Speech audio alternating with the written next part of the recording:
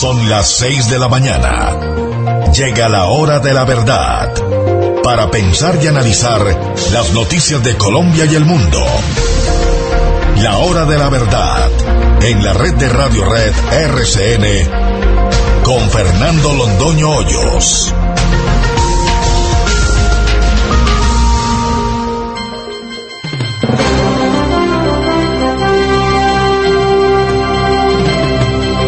Días, son las 6 de la mañana de este lunes 27 de febrero de 2017. Esta es la hora de la verdad y estos son temas y asuntos que trataremos en la grata compañía de ustedes durante las próximas horas.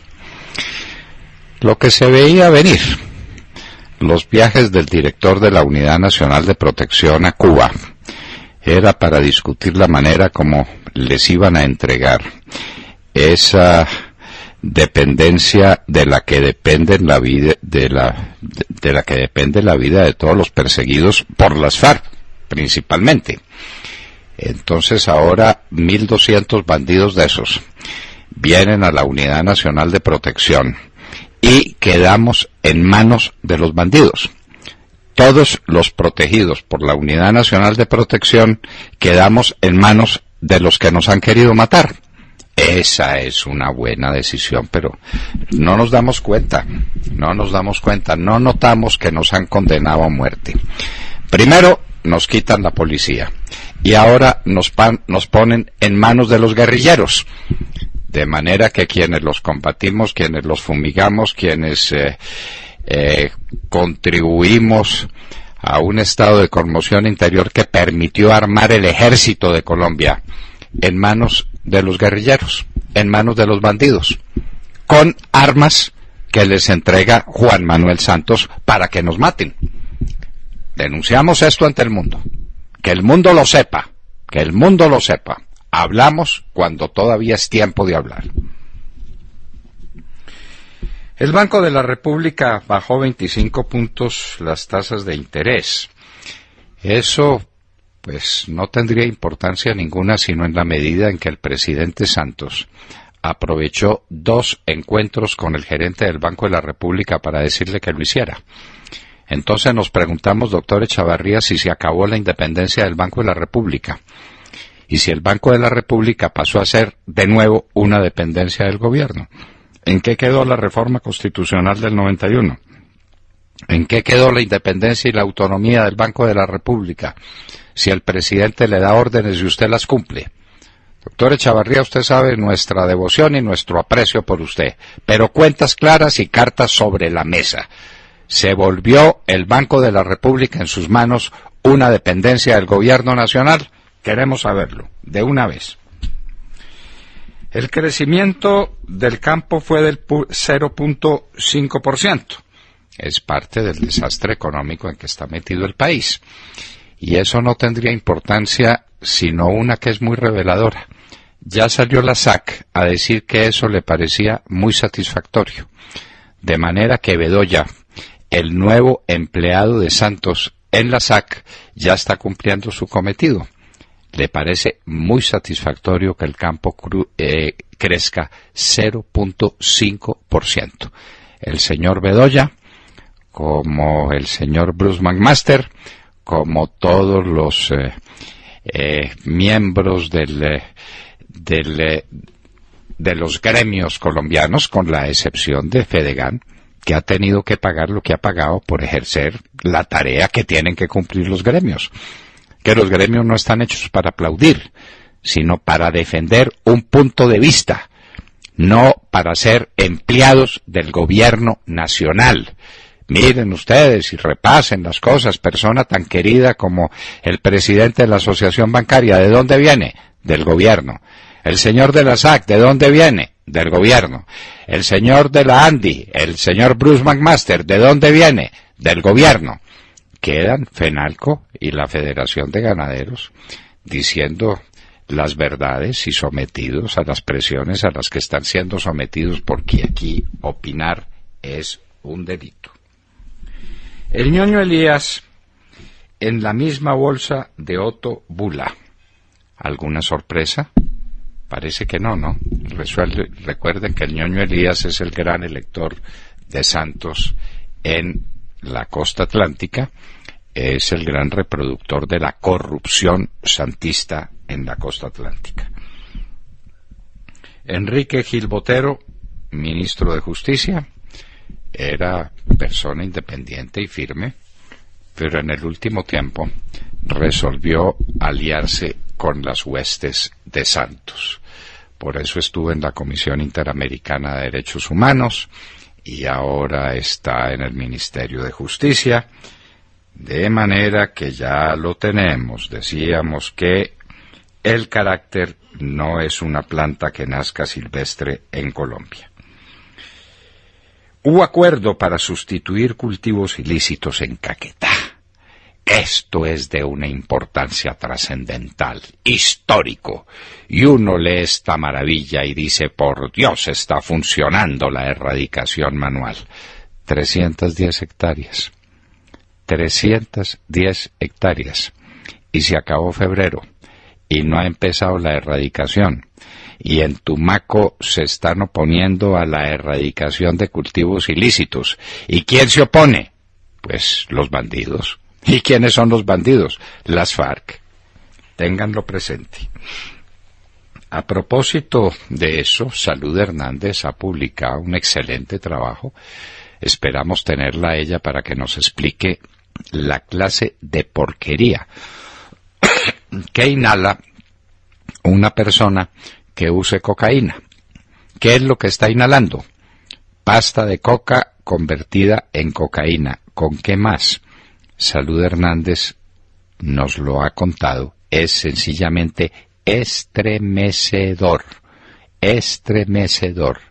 No solamente condicionan a las personas porque se les roban su voluntad propia, su capacidad de vivir, de ser ellas mismas, sino que los envenenan físicamente, los matan.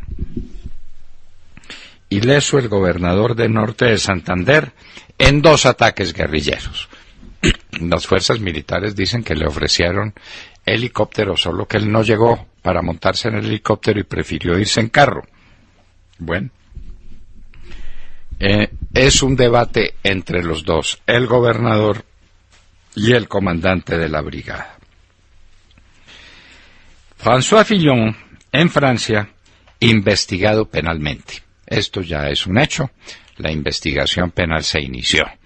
¿Eso qué importancia tiene? Pues que la candidatura de François Fillon ha quedado postergada, relegada, comprometida para abrirle paso a la candidatura de Marine Le Pen. Francia está haciendo todo lo posible para caer en manos de la extrema derecha. El nuevo presidente del Tribunal Supremo de Justicia de Venezuela es Michael Moreno, que ya puede ir al Tribunal Supremo porque ya pagó una pena que estaba cumpliendo por el delito de homicidio. Esos son los magistrados de Venezuela. Las licitaciones para Ruta del Sol 2 y Navelena. El ministro de Transporte ha dicho que no se paralizarán de ninguna manera, que abren las licitaciones, que eso es una maravilla. Ahora el presidente de la ANI dice que la carretera de Ocaña a Gamarra fue el mejor negocio que pudo hacer el país en la historia. ¡Bravo, viva, adelante, adelante, que aquí no se para nada! Las declaraciones de presidente y las declaraciones de ministro. En eso quedamos y de eso estamos viviendo. Trump empieza el gobierno con 44% de favorabilidad. Es el más alto, el más bajo nivel de favorabilidad, el más alto nivel de desfavorabilidad en la historia conocida de los Estados Unidos desde que hay estadísticas. Trump empieza a gobernar de esa manera. Tal vez fue Kennedy el que dijo que uno puede ganar las elecciones con el 51%, lo que no puede es gobernar contra el 49%. Que el señor Trump lo entienda. Terrible el invierno en el Huila y apenas estamos entrando al mes de marzo. Estamos en febrero, que es todavía época de verano. ¿Qué es lo que se viene encima? Los lodazales, producto de las deforestaciones, caen sobre los ríos, de los ríos al río Magdalena, del río Magdalena, pues para qué decirles, al país entero. Sergio Luis Henao es un gran luchador. Lo vemos demasiado amigo del suelo. Ayer se cayó otra vez. Pero qué luchador, qué valiente ese muchacho, qué guapo y cómo ganó el campeonato nacional de ruta.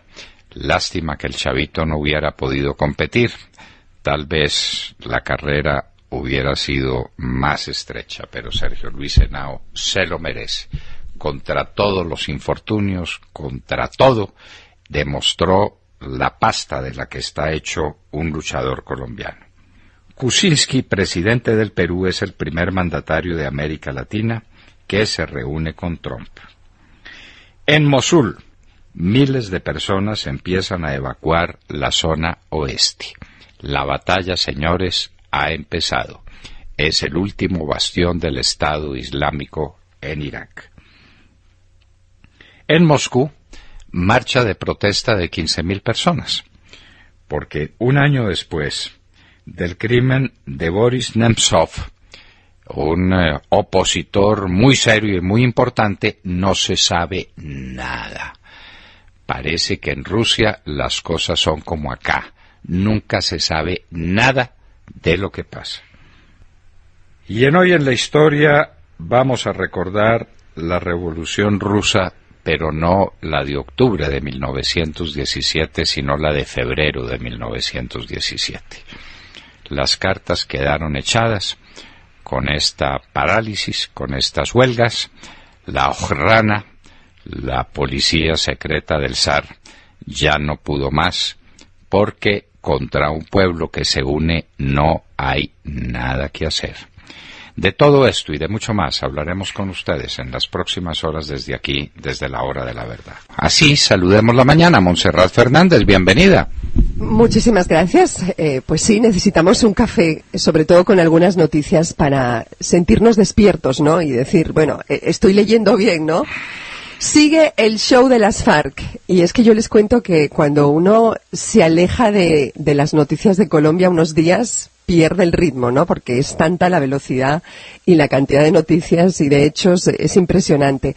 Pues bueno, ahora van a tocar un tema que a mí me parece que debería ser el tema por el que deberían haber empezado, ¿no? Me refiero a la entrega de armas. Aunque las FARC se resisten a hablar de entrega, ¿no? Ellos hablan de dejación e incluso han llegado a insinuar que esa dejación tiene que ser también dejación por parte del otro bando, del ejército, imagínense. Pues bien, no se entiende muy bien por qué el presidente Juan Manuel Santos dijo que la entrega o dejación de armas es un requisito indispensable para llegar a un acuerdo y, sin embargo, ahí seguimos discutiendo, ¿no? Cómo, dónde y cuántas armas nos van a hacer el favor de entregar o dejar, ¿no? Hoy precisamente se reunirán para superar la demora, dicen ellos, que para muchos es tomadura de pelo, no demora, y fijar fechas exactas de entrega. Se habla del 31 de mayo como la fecha límite, pero no se especifica qué tipo de armamento ni la cantidad de armamento. Mientras tanto, los jefes de las FARC siguen exhibiéndose escoltados por sus propios guerrilleros armados hasta que el gobierno cumpla su promesa de entregarles 1.200 escoltas, entre los que habrá desmovilizados de las FARC, algo que, por cierto, ya había anunciado el ministro del Interior, Juan Fernando Cristo, el año pasado. Y voy a leerle sus palabras textuales. Él dijo: algunos de los integrantes de las FARC pueden vincularse a la Unidad Nacional de Protección para prestar sus servicios a los mandos medios de las FARC. Y añadió que esa fue una decisión convenida en La Habana. En definitiva, y si entiendo bien, las FARC dejarán sus armas para recibir las que les dará el gobierno y cobrarán esos escoltas la nada despreciable suma de 1.800.000 pesos. Este es un enredo difícil de entender en el que no se habla de entrega, sino de dejación, y en donde al final siguen igual de armados con la disculpa de la protección.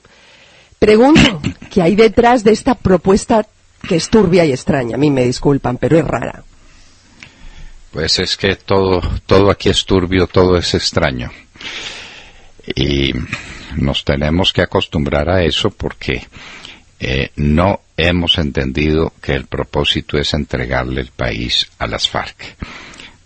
Sobre eso escribí un artículo en Las Dos Orillas que les recomiendo a ustedes. Escribí otro artículo para periódicos de provincia. Los pueden ver en nuestra página de internet, porque mientras no entregan las armas, y perdónenme la expresión, pero es que es muy garciamarquiana, es decir, muy nuestra, están mamando gallo.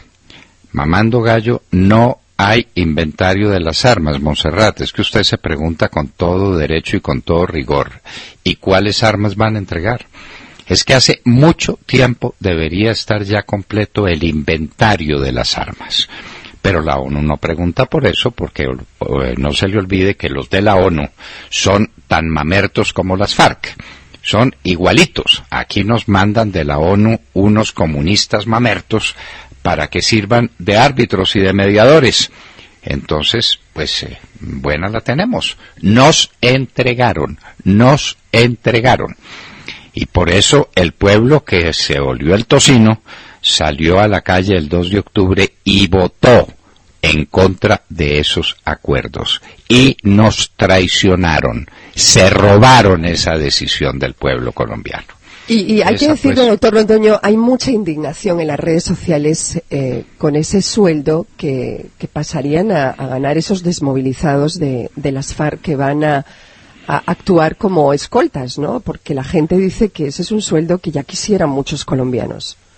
Escoltas de las FARC dicen que para cuidarlos a ellos. ¿Y quién dice que los van a cuidar a ellos? Y que no los van a utilizar para matarnos a los demás. ¿Cómo le parece, pues? Los que nos pasamos la vida enfrentando a las FARC, quitándoles sus cultivos ilícitos, extraditándolos cuando los podíamos capturar, quitándoles los bienes, vamos a estar custodiados por ellos con armas en la mano del gobierno nacional. Nos van a matar con las armas del gobierno. De manera, pues, Montserrat, que esa es la situación. Y entrega de armas, como dicen por ahí, nanay cucas. Lo que hay es dejación, y vaya usted a averigüe qué diablos es la dejación. Y no le pregunte al señor de la ONU, porque eso es como preguntarle a Márquez. Son igualitos, y están en la misma vereda, como dicen en la Argentina, exactamente en la misma. William Calderón. Doctor Londoño, buenos días Colombia, gracias por invitarnos a sus hogares y a sus vehículos. Hoy es lunes 27 de febrero del año 17, son las 6:25 de la mañana.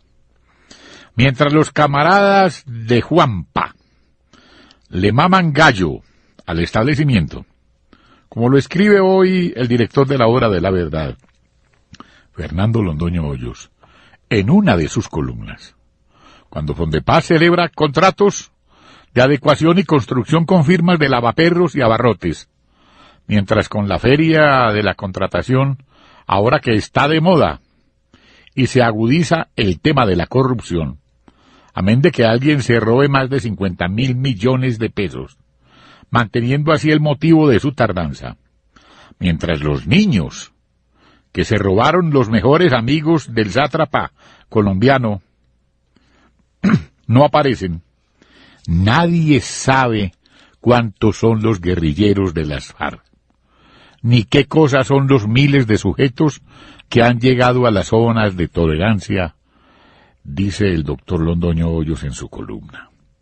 Y sin inventario de armas, pero como lo asegura el periodista, los containers no aparecen, no están listos. Sin duda alguna, con las armas nos están haciendo pistola. Tampoco erradican, pero esto es producto del alcahuete espurio presidente bolivariano. Doctor Londoño, que no nos crean tan majaderos, a la calle. Lo último que nos queda es la calle, no más. Sí, nos quitaron todo lo demás. Si se pudo hacer otra cosa distinta de la que se hizo, eso es trago pasado, clavo pasado. no vale para qué esa discusión y ese tema. El tema es que nos lo quitaron todo. No entregan las armas. No tenemos el inventario de ellas. Les entregamos la Unidad Nacional de Protección para que el Señor Cristo y el Señor Santo nos manden a asesinar con las armas del gobierno en la mano. Es que esto va en serio, señores, esto va en serio. Hemos creído que esto es un medio chiste, esto de chiste no tiene nada, esto es perfectamente en serio. De manera que ya descubrimos por qué no hay inventario de armas, porque los containers para meter las armas no están listos. ¡Qué maravilla! ¡Qué maravilla! Por eso no sabemos qué armas son las que van a entregar. Ninguna. Van a ser dejación de armas. No han cambiado el vocabulario nunca. Siempre hablaron de dejación de armas. ¿Sí? Y el gobierno les habla ahora de entrega de armas. ¿Cuándo ya para qué? Cuando les entregó el poder legislativo, el poder ejecutivo, el poder judicial, el poder electoral. Ya les entregó el país. Y entonces, ahora sí, pregunta por las armas. Dios mío. Santiago Castro. Doctor Londoño, muy buenos días y muy buenos días para todos nuestros oyentes y para los compañeros aquí en la mesa. El viernes, la Junta del Banco de la República anunció una disminución de 25 puntos en la tasa de intervención interbancaria, quedando en 7,25%. La decisión tomó a muchos por sorpresa y las críticas no se hicieron esperar. Más allá de los argumentos esbozados que incluyen una inflación que parece controlada y a la baja y el índice de confianza al consumidor en su mínimo histórico, muchos analistas consideran que la presencia del gerente del Banco Central, Juan José Echavarría, en varios actos del gobierno, acompañando al jefe del Estado y al ministro de Hacienda, dejan mucho que desear. En efecto, doctor Londoño, Echavarría estuvo acompañando al gobierno en el lanzamiento de su más reciente programa de impulso a la economía, conocido como Colombia Repunta. Allí el presidente le solicitó en público bajar las tasas, cosas que aprobó la Junta del Banco contra la mayoría de los pronósticos. Doctor Londoño, las empresas mineras, cuyo sector sigue cayendo como nunca antes en la historia, insisten en que trabajar en Colombia se está volviendo imposible y que la Corte Constitucional toma decisiones que no tienen en cuenta la sostenibilidad y la relevancia que tienen para la economía en su conjunto. El gobierno, por su parte, no tiene una política clara y de bandazo en bandazo genera cada día más confusión.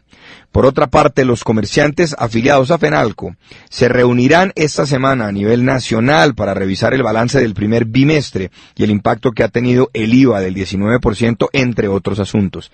Hay gran preocupación en el sector, pues todo indica que el impacto ha sido negativo y el consumo sigue cayendo. A esto hay que agregar el importante incremento en los gastos que se hacen en Colombia con tarjetas de crédito, que se elevaron en 10 billones de pesos en 2016 y llegaron a 61,5 billones de pesos. Actualmente le adeudan al sistema financiero 26,1 billones de pesos en deudas de tarjetas de crédito y la mora llega a 2 billones de pesos.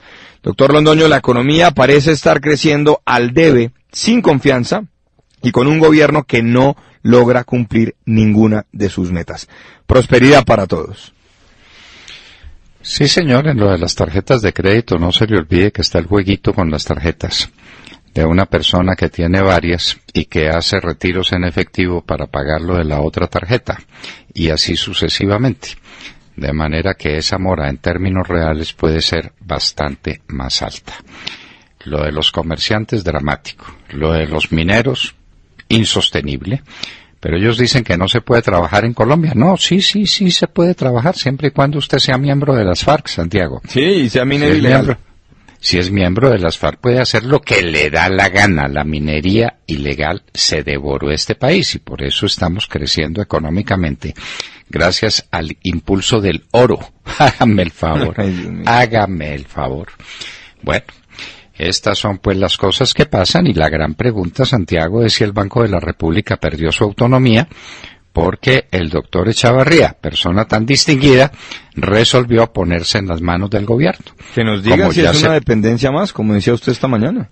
Como ya se puso la SAC en manos del gobierno. Usted vio que la agricultura creció el 0.5% el año pasado, y eso le parece muy bien a la SAC. Sí, es la primera declaración en la que tiene influencia el señor Bedoya, que es otro empleado de Santos metido en los gremios. Es que aquí entregamos todo, arriamos todas las banderas. La SAC tenía una alternativa, que era poner una persona capaz, inteligente, objetiva, seria, que era Andrés Espinosa. Puso un empleado del gobierno, el señor Bedoya, y entonces el señor Bedoya dice que le parece muy bien el crecimiento del 0.5%. Tata Castro. Londoño y a todos los oyentes, muy buenos días. El Campeonato Nacional de Ciclismo de Ruta terminó ayer en Bogotá con la prueba más importante del evento, el circuito Hombres Élite de 239 kilómetros por las calles de la capital. El ganador fue Sergio Luis Henao, el gregario del británico Chris Froome en el equipo Sky. Si hay alguien que se merece ese triunfo, doctor Londoño, es Henao. En los pasados Juegos Olímpicos de Río de Janeiro, una fuerte caída a 11 kilómetros de la meta le impidió subirse al podio. Y ayer, cuando intentaba volver al pelotón tras sufrir un pichazo, se cayó, pero su coraje y las ganas de vestir la camiseta de Colombia durante toda la temporada no lo frenaron para alcanzar el título de la prueba reina. Luego de 5 horas, 50 minutos y 11 segundos, el de Río Negro conquistó los 219 kilómetros de circuito estipulado en el Parque Nacional de Bogotá, superando a Harlison Pantano por 49 segundos y a Óscar Quirós, la gran revelación. Así Sergio Luis, que se sacó la espinita del año pasado al quedar segundo detrás de Edwin Ávila, estrenará la camiseta tricolor el próximo 3 de marzo, cuando corra la París-Niza, que culminará el 12. Tristemente, el local Esteban Chávez no pudo participar por problemas en su rodilla. El chavito no fue habilitado por su equipo Lorica ni por el personal médico para correr. Nairo Quintana, el gran ausente, terminó de 3 en el Tour de Abu Dhabi ayer a 1.08 el campeón, el portugués Rui Costa. Sobre el fútbol profesional colombiano, que no podemos dejar de hablar, hay que destacar que el Once Caldas alcanzó su primera victoria en la liga al vencer a domicilio 2-1 al Atlético Bucaramanga, que no logra ganar en su casa del Estadio Álvaro Gómez Hurtado de Florida Blanca en la presente temporada. Independiente Medellín es el nuevo líder luego de golear 3-0 a los Tigres de Soacha. Del fútbol de Europa, Barcelona venció al Atlético 2-1 en el Vicente Calderón y se mantiene a un solo punto del líder Real Madrid, que sufrió bastante para ganarle al Villarreal. Perdía 2-0 y solo hasta el minuto 64 comenzó la remontada del equipo merengue, que terminó ganando 3-2 gracias a Bale, Cristiano y Álvaro Morata. El colombiano James Rodríguez fue suplente, doctor Londoño. Más adelante en nuestra sección deportiva les ampliaremos estas y más noticias. Muchísimas gracias, Tata, y en un minuto estaremos con Alejandro Ordóñez, ex procurador general de la Nación, precandidato a la presidencia de la República, con quien tenemos temas importantísimos que tratar para el futuro del país. En un minuto.